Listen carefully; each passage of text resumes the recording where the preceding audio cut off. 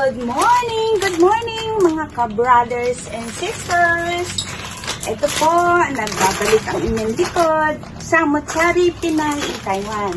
So, ngayon po, actually gusto ko pong kumain ng noodles na Korean. Pero po, hindi ko po kayang pagsamahin ng 2, 3, 4, 5, yung nakikita po natin sa mga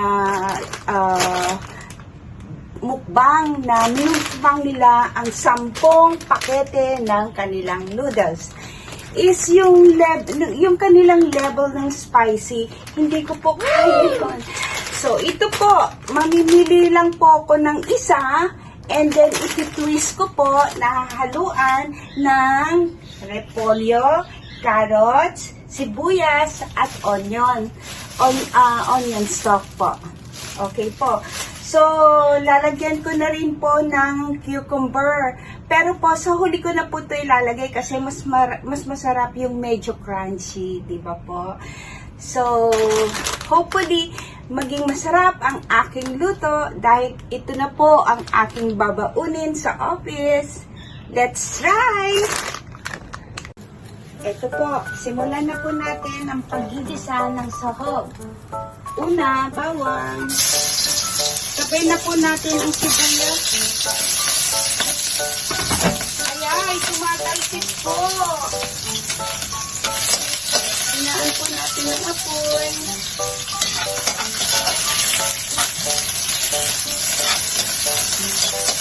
Ayan, kahit inasunog na po. So, kasama na rin po natin ang repolyo.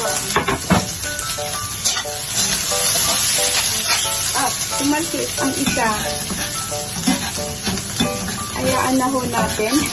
Ay, ito, nakuha ko po.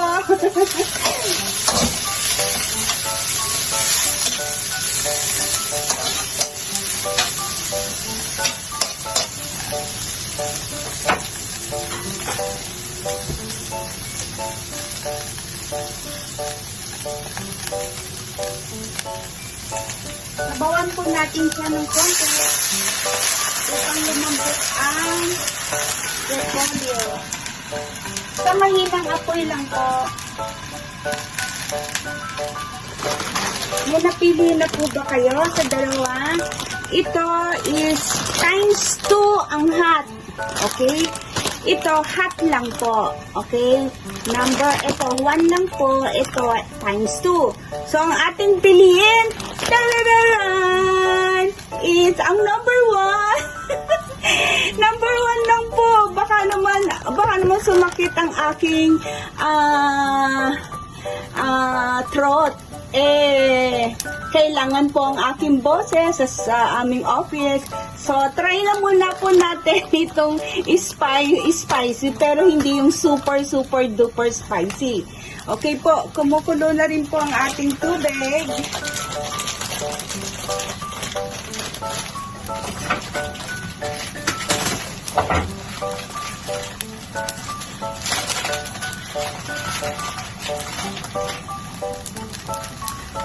Hindi kasya.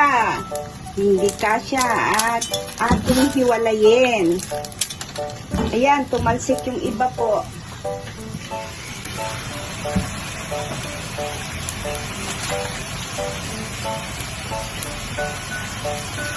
Magsama na po tayo ng ibang rekado kasi yung iba po kailangan talagang pakuluin muna kasi medyo hindi siya ganun pwedeng kainin as in hot cook lang.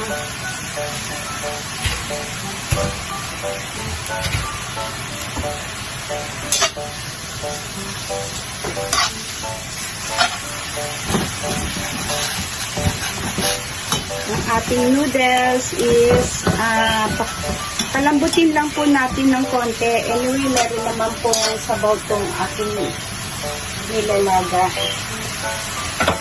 Bigyan po natin siyang konti pa. And then, samahan na po natin siya ng repolyo. Actually, Bihon style po to or Canton style. Inilagay ko lang po sa super duper na anghang ng noodles Korean. Eh, baka naman po pag maraming sahog, maengganyo at maubos ko po.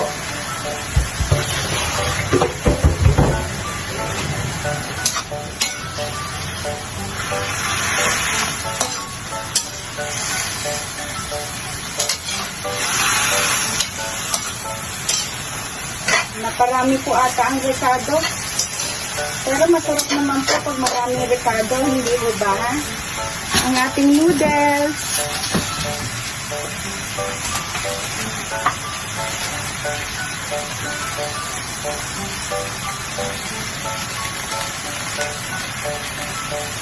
Ito na po yung sauce ng maanghang. Ilagay na po natin siya.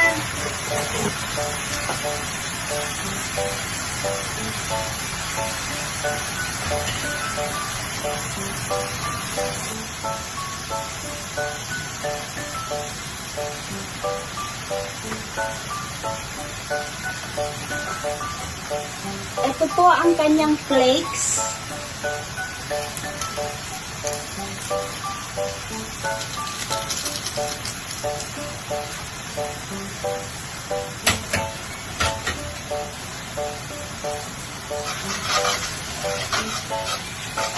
Yung ating noodles is pinatay ko na po yung apoy. I-half cook ko lang po siya. Kasi pwede naman po siyang maluto dito.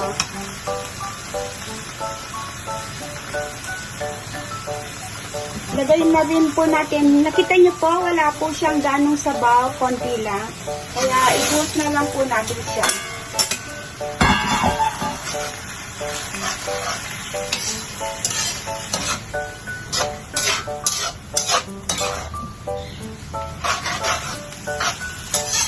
Ako, ang dami naman nito sa isang tao. Okay, lagyan po natin siya ng konting oyster sauce.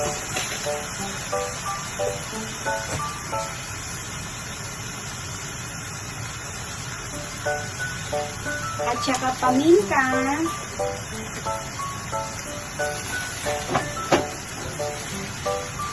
Ito po sa Pilipinas ko po ito nabili by pakete. Lagyan po natin siya.